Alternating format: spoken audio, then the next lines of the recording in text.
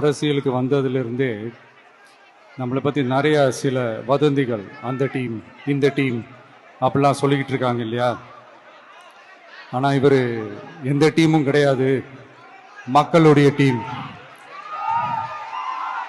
Peoples team அப்படின்னு எல்லாருக்கும் தெரிஞ்சதுக்கப்புறம் வேற என்ன அவதூறு பரப்பலாம் இவர் மேலே அப்படின்ட்டு ட்ரை பண்ணி எல்லாமே அவங்களுக்கு ஒர்க் அவுட் ஆகலை.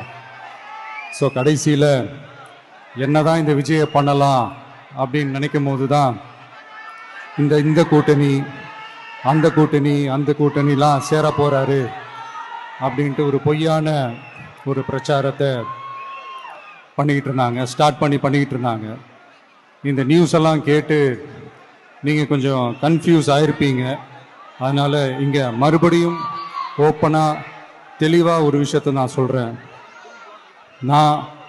நாங்கள் எப்பவுமே மதச்சார்பற்ற கொள்கைன்றதில், அந்த ஸ்டாண்ட்லேயோ, மதச்சார்பற்ற சமூக நீதின்ற அந்த நிலைப்பாட்டிலேயோ எப்பவுமே சமரசம் வச்சிக்கவே மாட்டோம்.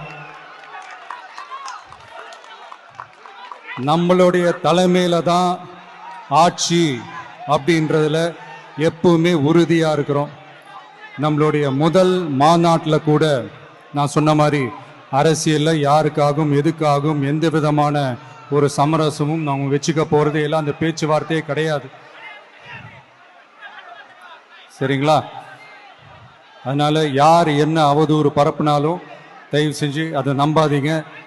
எல்லாம் வல்ல இறைவனின் அருளால் நாம் நினைச்ச டார்கெட்டை நம்மளால நிச்சயமாக அடைய முடியும். இன்னைக்கு என்னுடைய இஸ்லாமிய சகோதர சகோதரிகளுக்கு என்னுடைய ரமலான் நல்வாழ்த்துக்கள். கான்ஃபிடென்ட்டா இருங்க, நல்லதே நடக்கும், வெற்றி நிச்சயம்.